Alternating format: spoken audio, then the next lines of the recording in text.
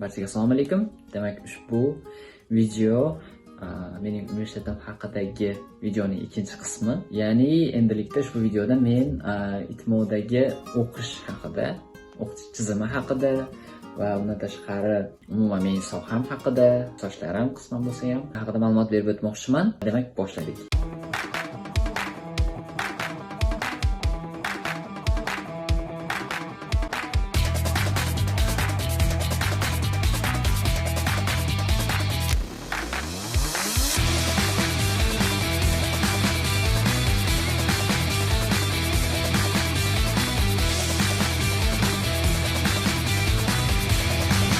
Birinchi o'rinda o'qish tizimi qanaqa?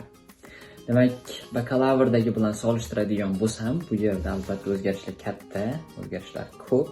Albatta birinchi o'rinda aytib o'tishim kerak, bakalavrda ham Rossiyada o'qiganman, bakalavrni ham boshqa universitetda o'qiganman. Va magistraturani ham Rossiyada o'qiganman va boshqa universitetda. Va agar o'qitish tizimiga keladigan bo'lsak, o'qish tizimi albatta boshqacharoq. Demak, birinchi o'rinda sessiya haqida. Sessiya bizda oldin bakalavrda faqat bir vaqtda to'g'ri kelardi, ya'ni dekabr oxiri, imtihonlar yanvarlarda bo'lardi. Nisbatan osonroq bo'lardi. Lekin magistraturada, aynan ITMO'da sessiya nisbatan boshqacharoq.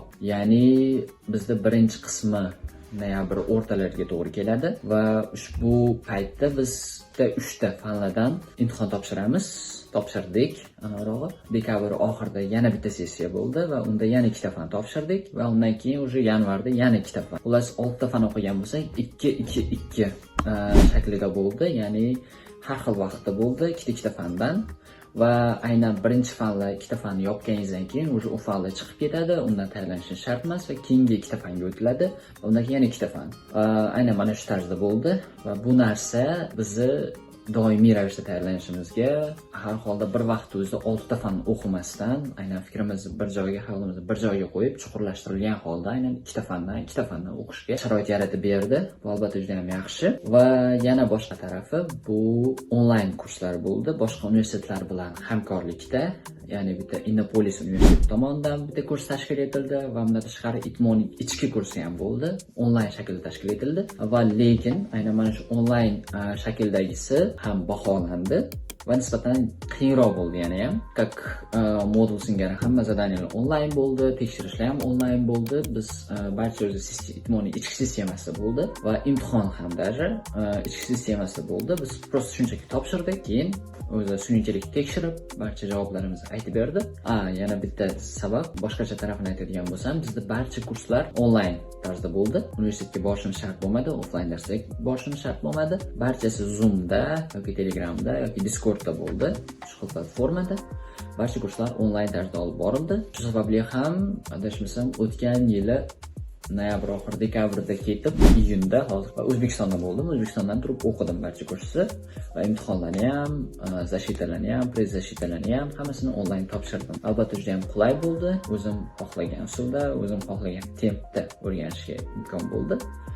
Va bu ham yaxshi deb o'ylayman. Endi kursdoshlarimga keladigan bo'lsam, kursdoshlarim aynan butun dunyo bo'ylab, chunki programmam ingliz tilida. Demak, Xitoyliklar bor, Meksikalik bor, o'zimiz Central Asiadan ham bor, Markaziy Osiyodan, Tojikistondan, Turkmanistondan va albatta ruslar ham aksariyat qismini tashkil qiladi. Lekin kursdoshlarim bilan to'g'risi unchalik ham ko'p ko'rishganimiz yo'q. Adashmasam 1 yoki 2 marta ko'rishdik, chunki unda offlayn dars bo'lgandi.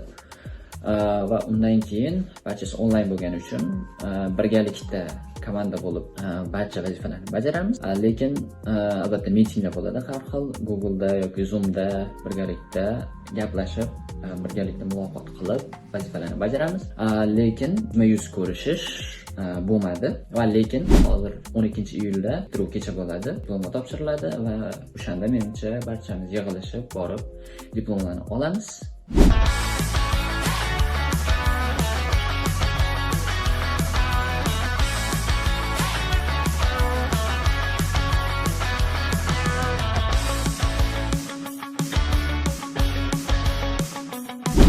Demak, ushbu videoda men aynan o'qitish tizimi haqida, o'zim o'qishim haqida, sessiya haqida, kursdoshlarim haqida ma'lumot berib o'tishga harakat qildim. Umid qilamanki, shu video siz uchun qiziq, foydali bo'ldi. Albatta, qanaqadir savollar tug'ilgan bo'lsa, Telegramdan yoki Instagramdan linklarni qoldiraman. Bemalol kirib so'rashingiz mumkin. Va shuning bilan bugungi videomiz o'z nihoyasiga yetdi. E'tiboringiz uchun rahmat.